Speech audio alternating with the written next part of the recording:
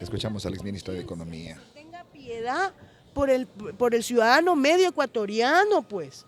Cambiar realmente la elección. Entonces, a ver, tenemos que ponernos a analizar. Lo primero, volvamos pues a revisar, yo no sé si estará siendo actualizado, los grandes grupos económicos y cuánto pagan de impuesto a la renta según las ventas. En algunos casos menos del 1%, pues. Entonces, ¿no le parece a usted que antes de afectar al pueblo deberían de comenzar a ver qué grupos económicos pagan menos del 1% de sus ventas como impuesto a la renta? ¿Le parece o no le parece a usted que es mejor que los bancos, que a pesar de la crisis tienen una ganancia de 600 millones, en vez de tener los depósitos afuera, los traigan acá?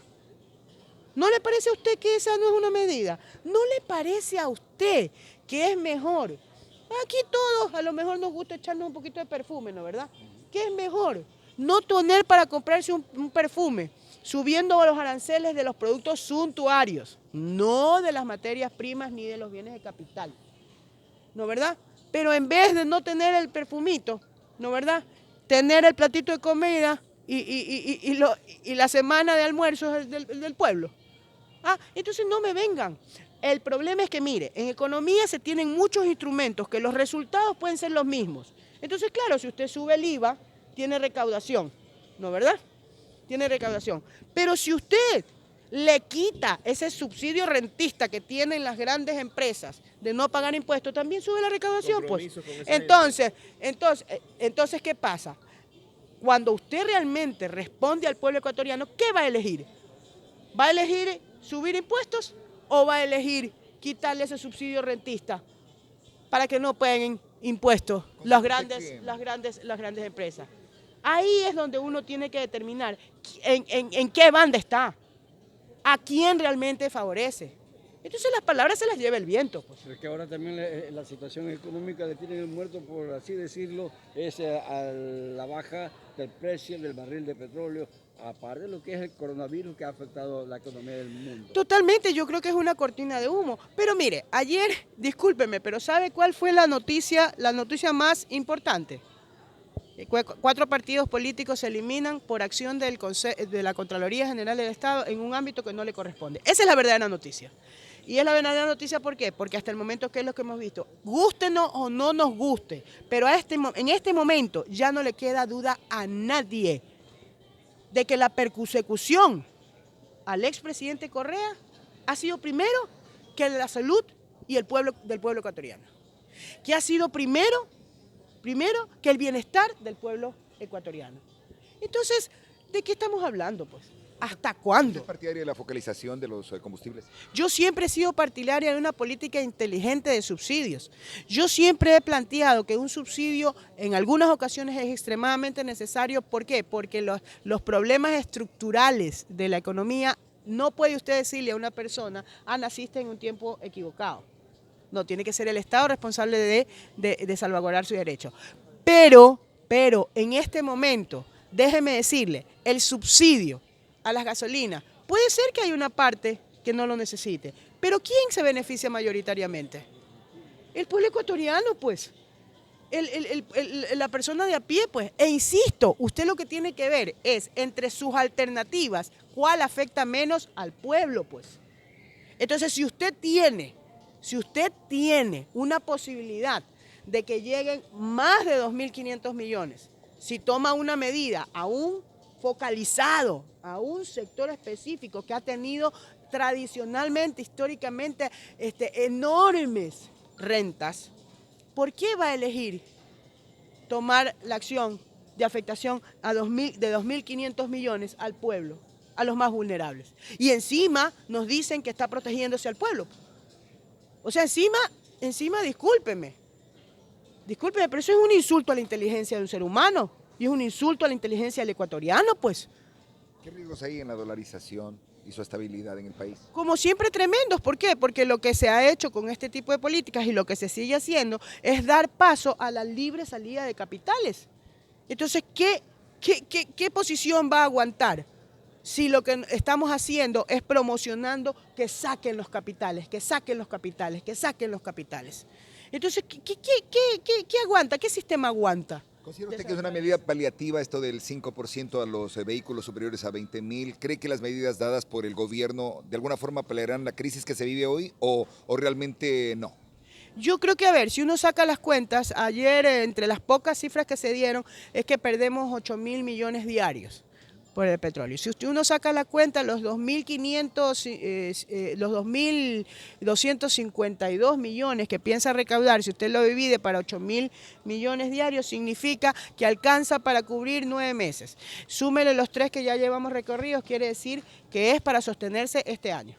¿Por qué solamente los gobiernos se fijan Sí, en el entonces, petróleo y no hay otras alternativas como el turismo y como el agroecuatoriano? lo que pasa es que eso justamente es una política que lleva tiempo porque es un cambio de matriz productiva, es un cambio de estructura productiva. Entonces usted no puede cargarle a la economía o a un sector de la noche a la mañana cuando no está capacitado todo el peso. Y lamentablemente países como el nuestro han tenido su mayor peso o su desarrollo histórico en estas ventajas naturales que tenemos. Entonces eso es un tema que se viene hablando desde hace muchísimo y por eso es que precisamente la idea fundamentalmente era ir comenzando a caminar en la generación de infraestructura que nos permita salir de ese esquema. Entonces, por ejemplo, ¿no le parece a usted razonable que era mejor tener energía a través de nuestras propias fuentes de agua, que además de ser más económicas, eran limpias, no destruíamos el ambiente, a seguir manejando energía fósil? Por supuesto que era interesantísimo e inteligente, pero ¿qué nos dicen ahora? Ahora nos dicen, no, esas hidroeléctricas que son el respaldo de todo lo prestado, ¿no, verdad? O parte del respaldo de lo prestado, no, eso tiene que ir al sector privado.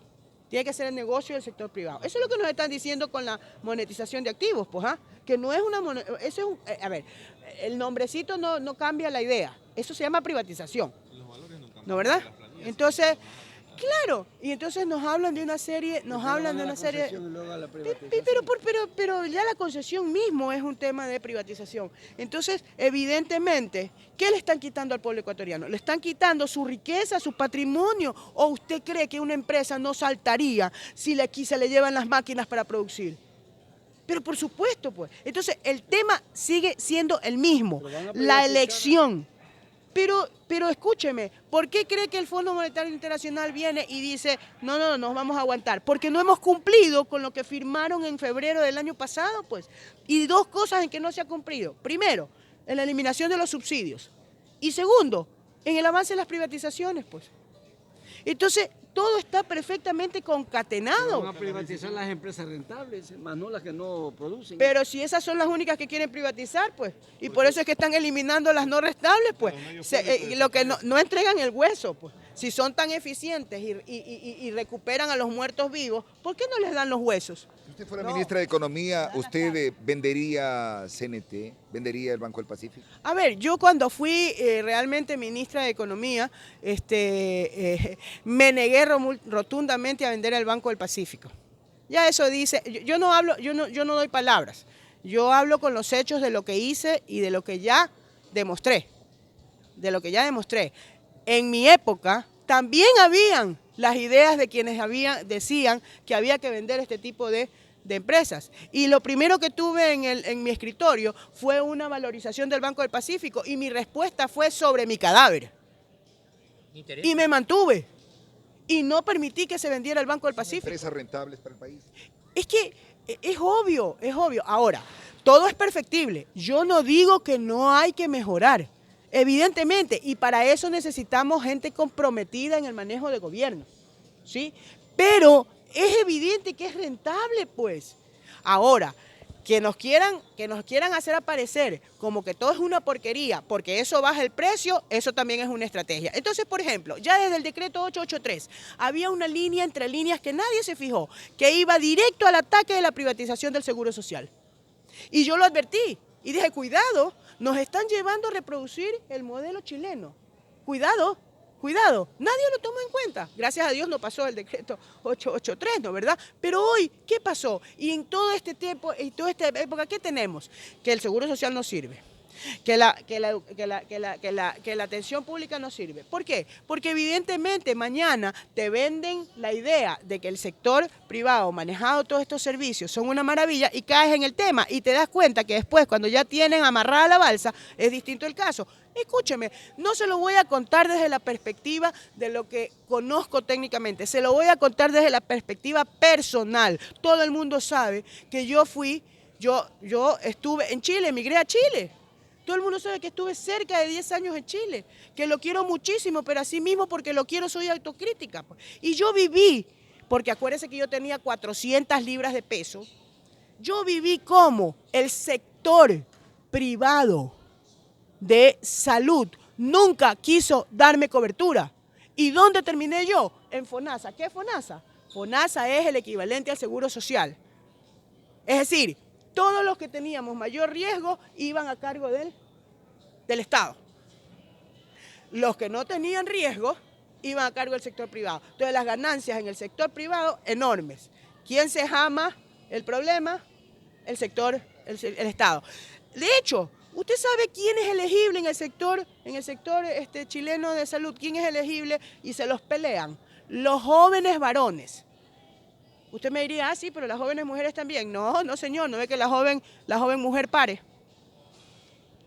Entonces esas no son elegibles. Elegibles son los jóvenes. ¿Por qué? Porque eso es mínima posibilidad de atención, Entonces todo lo que aporte el joven es rentabilidad para la empresa. Económica, políticamente todo se maneja también acá en este país. ¿Qué rumbo debe tomar el país políticamente? Yo creo que no hay un divorcio, si usted se refiere, porque aquí, ojo, yo desde mi perspectiva la parte política incluye absolutamente todo lo que son decisiones colectivas. Entre esas políticas está la política económica. Si usted se refiere al tema electoral, que también es parte de la política, pero no es toda la política, yo creo que el pueblo ecuatoriano a estas alturas por lo menos sabe lo que no debe elegir. Si algo estoy completamente segura es que el pueblo ecuatoriano ya se dio cuenta, ya sabe, ya se convenció qué cosa no puede volver a elegir. Entonces la noticia de ayer, de la intromisión de la Contraloría en las decisiones del Consejo Nacional Electoral, lo dice todo, pues. No ve que hay un sector que está pugnando por ofrecer, y que, ojo, hay que cuestionarlo también, y hay que ser autocrítico también con ellos, ¿no es verdad? ¿No? Que está pugnando por decir, no sigamos con lo que no queremos, en este momento tiene la mayor aceptación popular. ¿Qué cambios deben hacerse entonces en el tema económico para mejorar el rumbo del país? El cambio que necesitamos es que acepten que se equivocaron en la instauración del modelo. Usted no puede cambiar decisiones aisladas, instrumentos aislados. Usted tiene que cambiar toda la visión y el conjunto. Entonces, si usted insiste en que el objetivo de la economía es privilegiar a un grupo pequeño y a ver qué chorrea, entonces estamos perdidos. Pero si usted cambia la visión y dice, el objetivo es el bienestar de la sociedad, va a tener que asumir que se equivocó en el manejo económico, que lo que tiene que instaurar es un sistema en donde prime la inversión en el país, sea de donde venga, es decir, sea que se haga cargo el sector público cuando el sector privado no lo quiere hacer. Entonces, yo haría una encuesta a ver qué pasó en los bancos privados el día de ayer y le apuesto, porque conozco la forma de pensar, le apuesto que se cerraron todos los créditos. Lo único que se abrieron fueron las captaciones. Eso se lo doy por sentado, porque conozco la forma de proceder de la banca comercial. No le interesa sino proteger sus recursos, no le interesa dinamizar la economía.